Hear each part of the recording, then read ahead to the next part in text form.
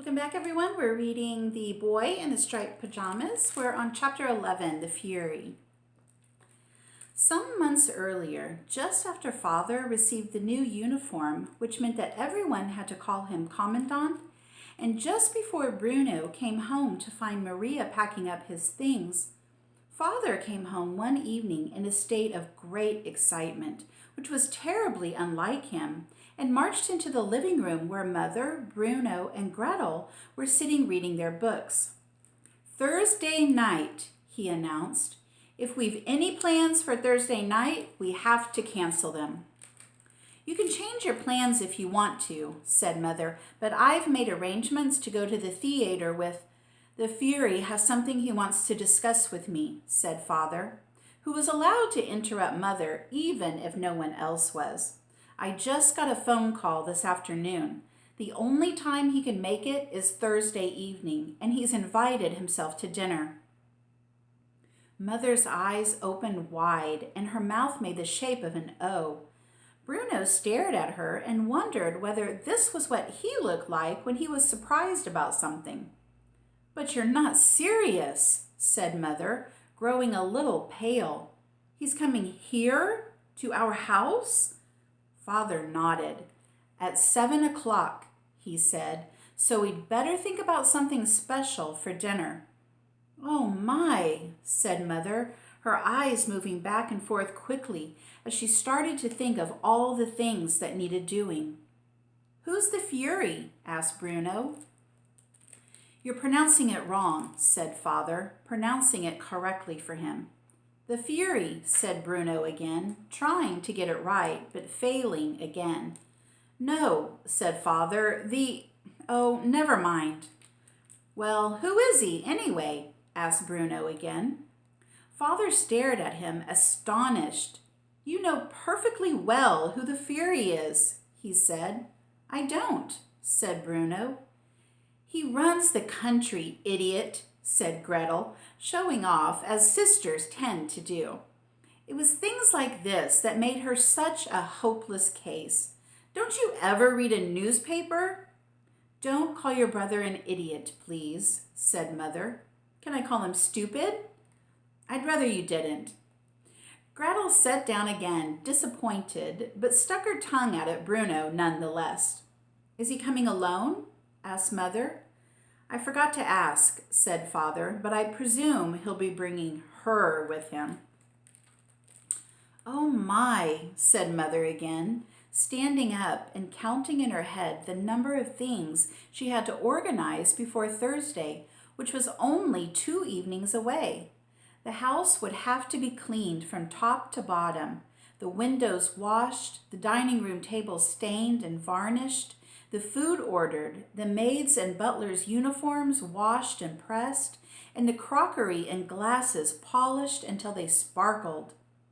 Somehow, despite the fact that the list seemed to grow longer and longer all the time, Mother managed to get everything finished on time, although she commented over and over again that the evening would be a greater success if some people helped out a little bit more around the house. An hour before the Fury was due to arrive, Gretel and Bruno were brought downstairs, where they received a rare invitation into Father's office. Gretel was wearing a white dress and knee socks, and her hair had been twisted into corkscrew curls. Bruno was wearing a pair of dark brown shorts, a plain white shirt, and a dark brown tie. He had a new pair of shoes for the occasion and was very proud of them, even though they were too small for him and were pinching his feet and making it difficult for him to walk. All these preparations and fine clothes seemed a little extravagant, all the same, because Bruno and Gretel weren't even invited to dinner. They had eaten an hour earlier. "Now, children," said Father, sitting behind his desk and looking from his son to his daughter and back again as they stood before him. "You know that there is a very special evening ahead of us, don't you?" They nodded. "And that it is very important for my career that tonight goes well." They nodded again. Then there are a number of ground rules which need to be set down before we begin. Father was a big believer in ground rules. Whenever there was a special or important occasion in the house, more of them were created. Number 1, said Father, when the Fury arrives, you will stand in the hall quietly and prepare to greet him. You do not speak until he speaks to you, and then you reply in a clear tone, enunciating each word precisely. Is that understood? Yes, Father, mumbled Bruno. That's exactly the type of thing we don't want, said Father, referring to the mumbling. You open your mouth and speak like an adult. The last thing we need is for either of you to start behaving like children. If the Fury ignores you, then you do not say anything either, but look directly ahead and show him the respect and courtesy that such a great leader deserves. Of course, Father, said Gretel in a very clear voice. And when Mother and I are at dinner with the Fury, you are both to remain in your rooms very quietly. There is to be no running around, no sliding down banisters.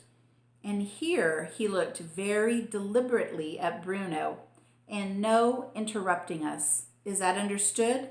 I don't want either of you causing chaos. Bruno and Gretel nodded, and Father stood up to indicate that this meeting was at an end. Then the ground rules are established, he said. 3/4 of an hour later, the doorbell rang, and the house erupted in excitement. Bruno and Gretel took their places standing side by the staircase, and Mother waited beside them, wringing her hands together nervously. Father gave them all a quick glance and nodded, looking pleased by what he saw, and then opened the door. 2 people stood outside, a rather small man and a taller woman. Father saluted them and ushered them inside, where Maria, her head bowed even lower than usual, took their coats and the introductions were made. They spoke to Mother first, which gave Bruno an opportunity to stare at their guests and decide for himself whether they deserved all the fuss being made of them. The Fury was far shorter than Father, and not, Bruno supposed, quite as strong. He had dark hair, which was cut quite short, and a tiny mustache. So tiny, in fact, that Bruno wondered why he bothered with it at all, or whether he had simply forgotten a piece when he was shaving. The woman standing beside him, however, was quite the most beautiful woman he had ever seen in his life. She had blonde hair and very red lips, and while the Fury spoke to Mother, she turned and looked at Bruno and smiled, making him go red with embarrassment.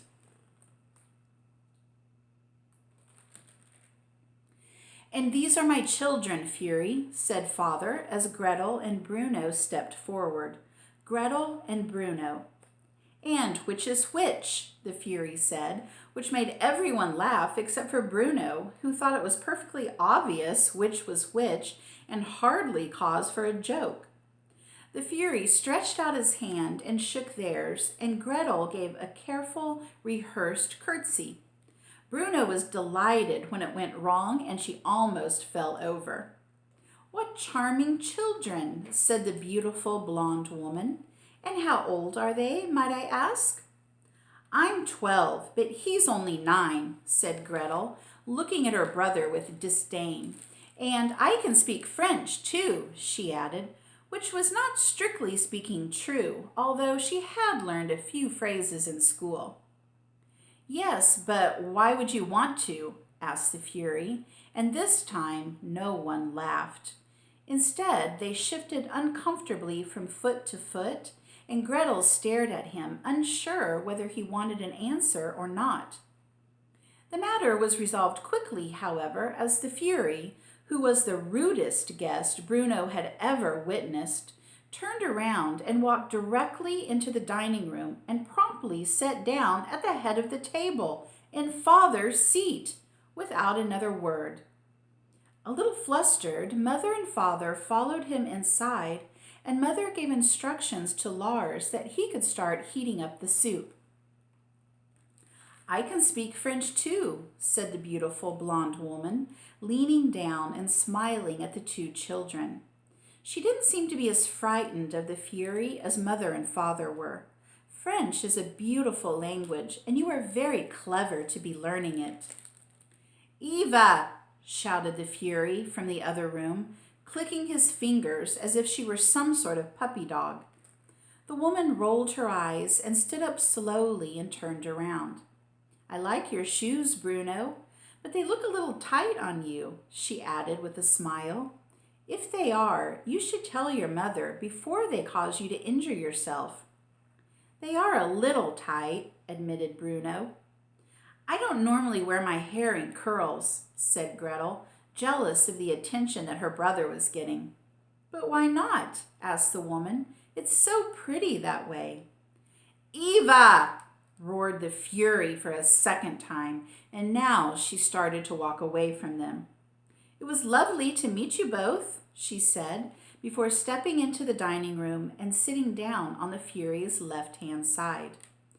Gretel walked towards the stairs, but Bruno stayed rooted to the ground, watching the blonde woman until she caught his eye again and waved at him, just as Father appeared and closed the doors with a jerk of his head, from which Bruno understood that it was time to go to his room, to sit quietly and not to make any noise, and certainly not to slide down any banisters. The fury and Eva stayed for the best part of 2 hours, and neither Gretel nor Bruno were invited downstairs to say goodbye to them. Bruno watched them leave from his bedroom window and noticed that when they stepped towards their car, which he was impressed to see had a chauffeur, the fury did not open the door for his companion, but instead climbed in and started reading a newspaper, while she said goodbye once again to Mother and thanked her for the lovely dinner. "What a horrible man," thought Bruno. Later that night, Bruno overheard snippets of Mother and Father's conversation. Certain phrases drifted through the keyhole or under the door of Father's office and up the staircase and round the landing and under the door of Bruno's bedroom. Their voices were unusually loud, and Bruno could only make out a few fragments of them. "To leave Berlin, and for such a place," Mother was saying. "No choice, at least not if we want to continue," said Father. "It's as if the most natural thing in the world, and it's not. It's just not," said Mother. "What would happen is I would be taken away and treated like a," said Father. "Expect them to grow up in a place like," said Mother. "And that's an end to the matter. I don't want to hear another word on the subject," said Father. That must have been the end of the conversation, because Mother left Father's office then and Bruno fell asleep. A couple of days later, he came home from school to find Maria standing in his bedroom, pulling all his belongings out of the wardrobe and packing them in 4 large wooden crates, even the things he'd hidden at the back that belonged to him and were nobody else's business. And that is where the story began. All right, that's the end of chapter 11. Join me soon for chapter 12. Shmuel thinks of an answer to Bruno's question. Thanks for joining me, everyone, and please hit subscribe on my channel, and I'll see you next time. Bye.